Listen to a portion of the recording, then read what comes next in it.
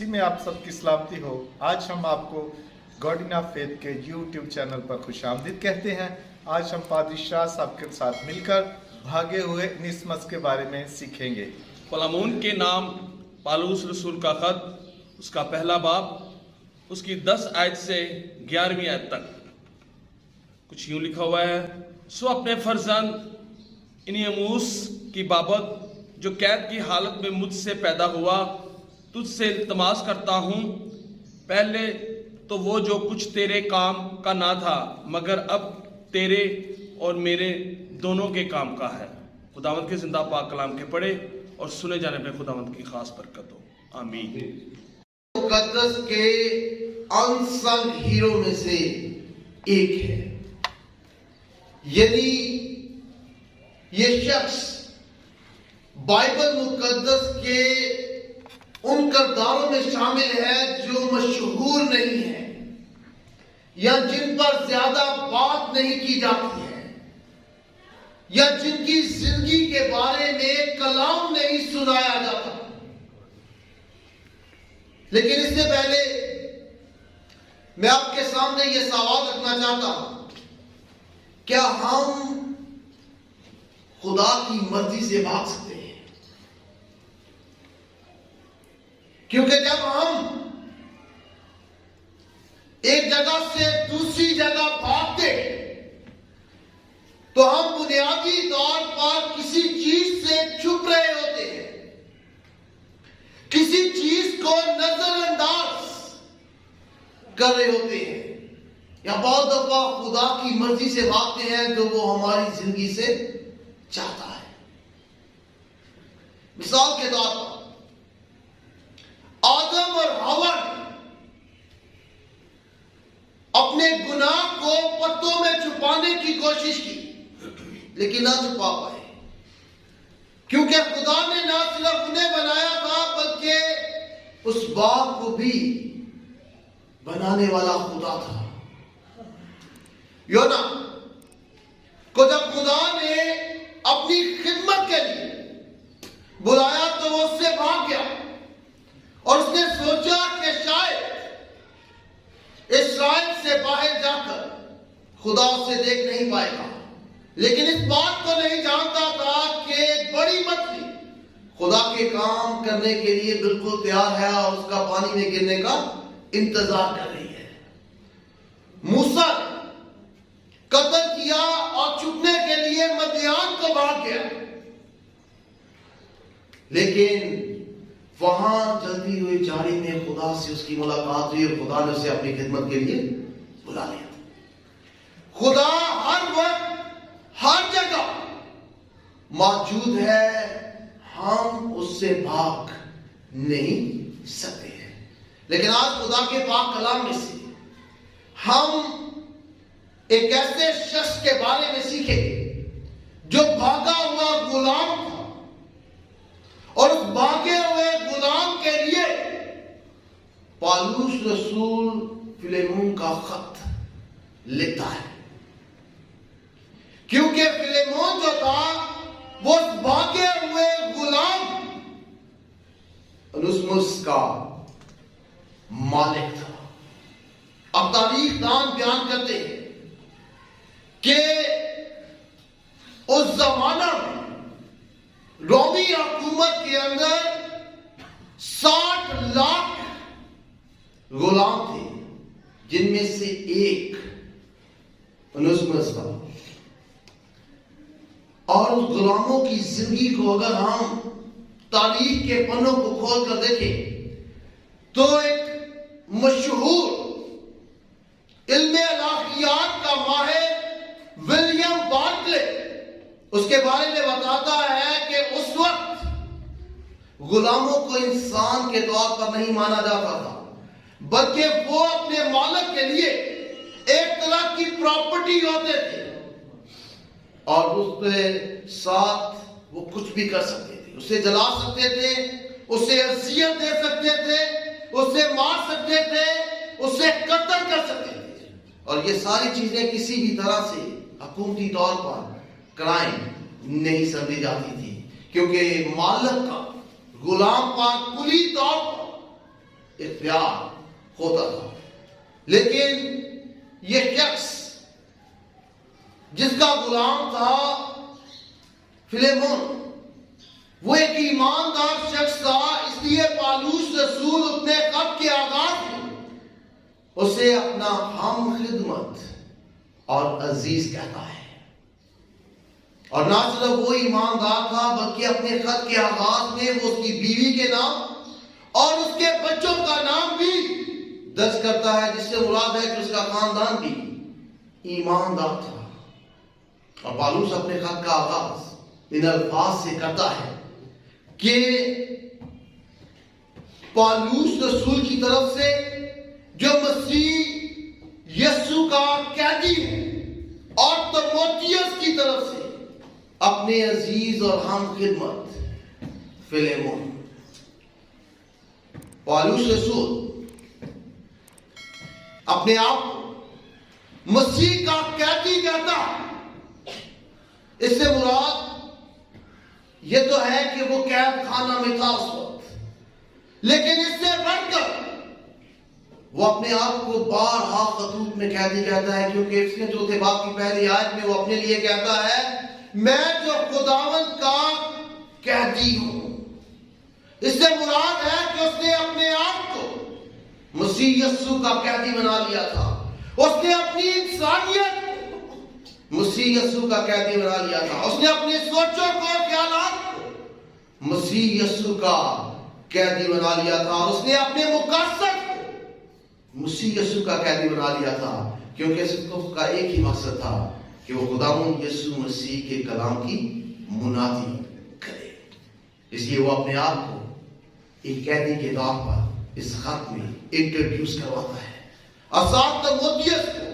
جو اس کا اسسٹنٹ تھا، نوجوان قیادت میں کلیسیاؤں میں جانا جاتا تھا، اس کی طرف سے ایک ایماندار شخص کو جو ان کا ہم خدمت ساتھی تھا یہ خط لکھتا ہے. پالوس رسول کو منادی کرنے کی وجہ سے قید خانہ میں ڈالا گیا تھا، لیکن قید خانہ میں بھی خدا اسے کثرت سے اپنے کلام کے لیے استعمال کر رہا تھا. قید خانہ میں ہی اس نے فلیمون اور اس کے علاوہ کلسیوں، ایفسیوں اور فلپیوں کا خط لکھا. اور یہاں سے اس نے بہت سے لوگوں کی زندگی میں خدا کے پاک روح کے وسیلہ سے خدا کے کلام کی خوشخبری کو سنایا، جن میں سے ایک یہ غلام انسمس تھا. فلیمون جو اس کا مالک تھا، اس کے بارے میں علماء یہ خیال رکھتے ہیں کہ وہ دنیوی طور پر ایک مالدار شخص تھا، اس لیے وہ ایک خریدا ہوا غلام جو ہے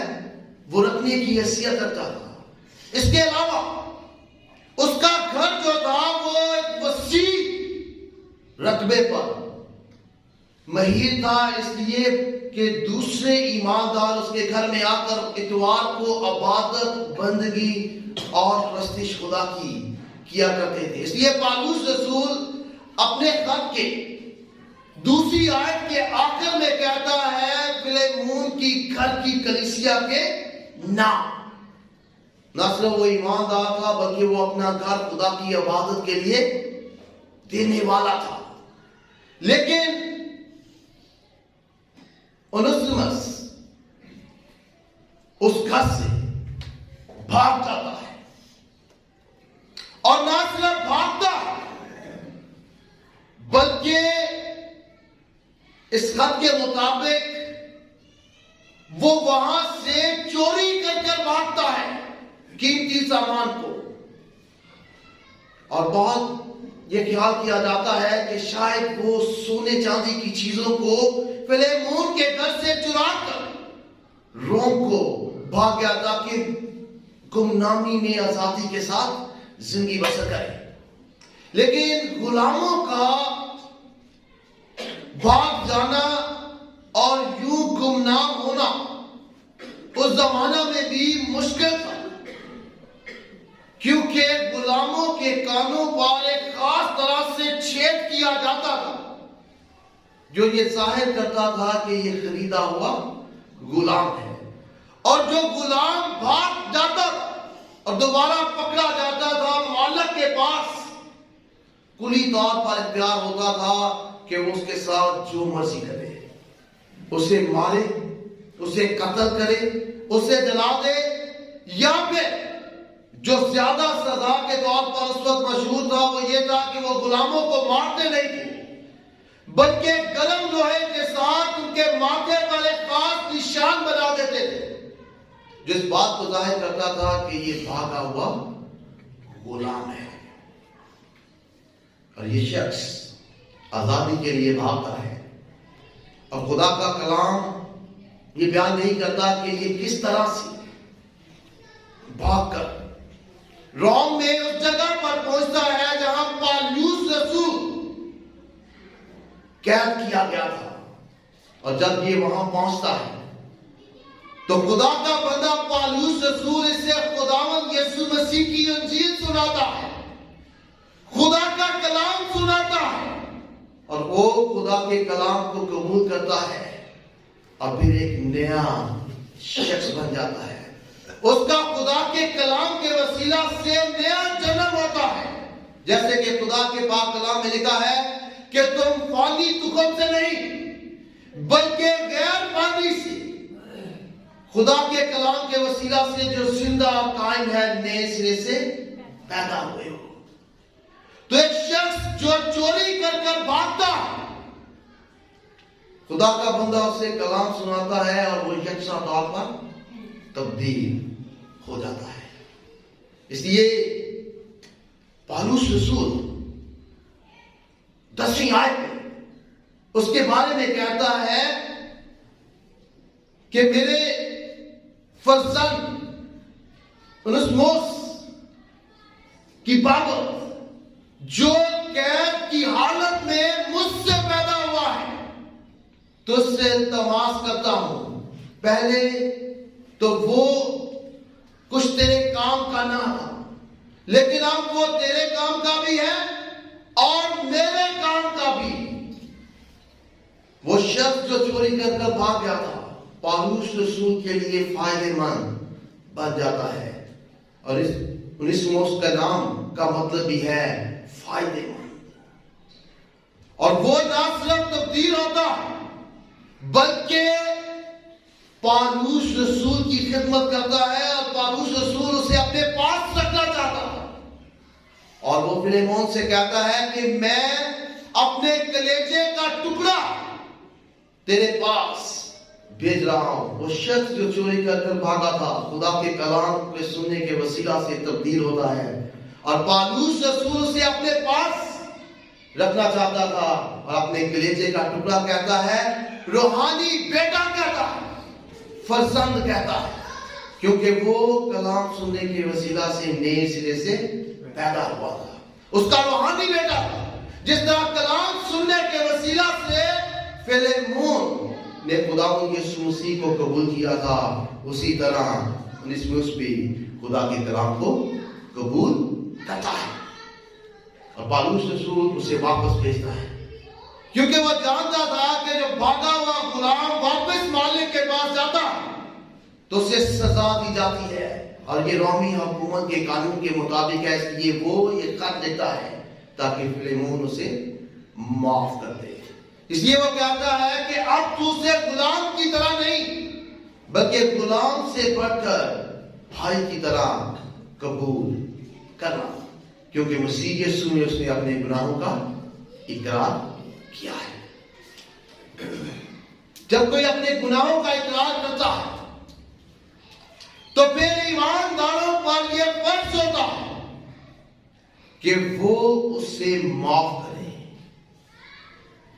اور معاف کرنا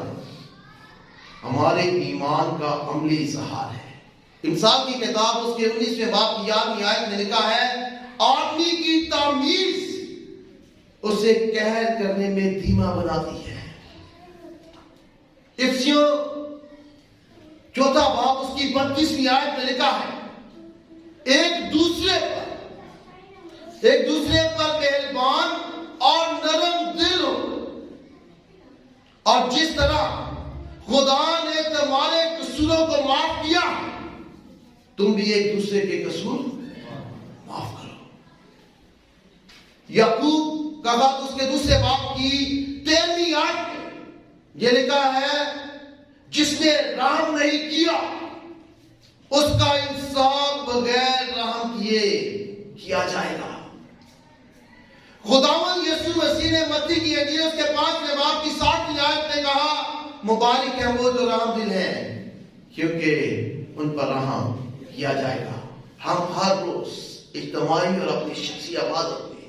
دعائیں مانی پڑھتے ہیں اور کہتے ہیں کہ جیسا ہم دوسروں کے قصور معاف کرتے ہیں تو بھی ہمارے قصور معاف کر۔ اور فلیمون پالوس رسول اس خط کو لینے کے بعد ملنے کے بعد اس شخص کو جو غلام تھا جو اس کے گھر سے قیمتی چیزیں چرا کر بھاگا تھا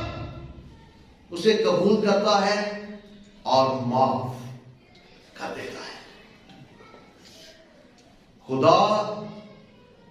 لوگوں کی زندگی میں کام کرتا ہے۔ بہت دفعہ ہمیں لگتا ہے کہ یہ ہمارا اپنا منصوبہ ہے، لیکن خدا جو ہے کئی بار ہماری غلطیوں میں بھی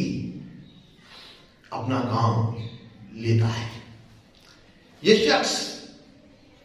جو چوری کر کر بھاگا پالوس رسول کے وسیلہ سے تبدیل ہوا، فلیمون نے اسے واپس اپنے پاس قبول کیا۔ خدا نے اسے کلیسیاؤں میں کثرت سے استعمال کیا اور اس کا ثبوت جو ہے وہ ابتدائی چرچ کی کلیسیا کی تاریخ میں ہمیں ملتا ہے۔ وہ اپنی نوجوانی کی حالت میں 18 سے 20 سال کی عمر میں چوری کر کر بھاگا،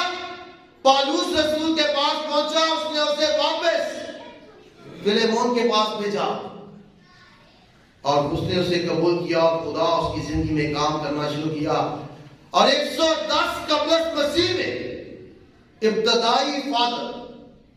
اگنیشیس نے افسس کی کلیسیا خط لکھا جو چرچ تاریخ کا حصہ ہے اور ریکارڈ کا حصہ ہے۔ اس نے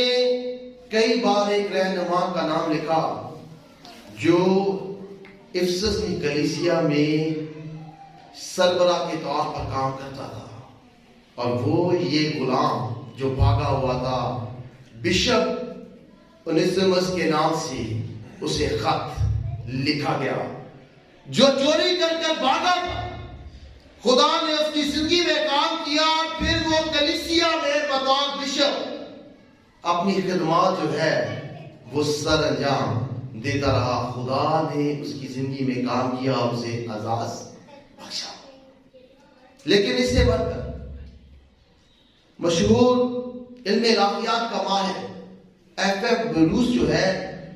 وہ اس بات کو ثابت کرتا ہے کہ خدا نے اس شخص سے ایک اور بڑی خدمت لی،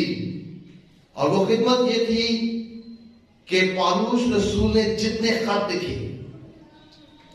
انہیں محفوظ رکھنے والا یہی بھاگا ہوا غلام تھا جو چوری کر کر بھاگا تھا۔ تو خدا نے اس کے وسیلہ سے اسے کلام کے وسیلہ سے تبدیل کیا، اور پھر خدا نے اسے نہ صرف کلیسیا میں ایک بڑے مقام پر خدمت کے لیے استعمال کیا بلکہ خدا کے کلام کا نئے عہد نامہ کا زیادہ تر حصہ اسے محفوظ رکھنے اور حفاظت کے ساتھ رکھنے کے لیے استعمال بھی کیا، جو بہت بڑی خدمت ہے۔ اور اسی کی اس خدمت کے وسیلہ سے آج ہم پالوس رسول کے خطوط کو خدا کے کلام میں سے پڑھ سکتے ہیں۔ تو خدا ہماری زندگی میں ہمارے منصوبے سے بڑھ کر جو ہے وہ کام کرتا ہے۔ اونیسمس نے پالوس رسول کے مرنے تک اس کی خدمت کی اور اپنے مرنے تک مسیح یسوع کی خدمت کی، اور وہ ان لوگوں میں سے شامل ہوتا ہے جن پر خدا کا خاص فضل تھا، جنہیں خدا نے خاص طور پر اپنی بڑی خدمت کے لیے استعمال کیا۔ اس لیے آج ہمارے سیکھنے کی بات یہ ہے کہ ہمیں نہ صرف ایک دوسرے کو معاف کرنا چاہیے بلکہ ہمیں اس بات پر بھی اعتقاد ہونا چاہیے کہ خدا کی پلاننگ ہمارے لیے ہماری سوچ اور توقع سے بڑھ کر ہے، اور خدا ہماری زندگی میں ہماری سوچ سے بڑھ کر ہمیں استعمال کرنے کی قوت اور طاقت رکھتا ہے۔ خداوند ہمیں خدا کے کلام پر، اس کی وعدوں پر بھروسہ اور اعتقاد کرنے کی توفیق دے، اور اس بات کو ہم اسی طرح سے بڑے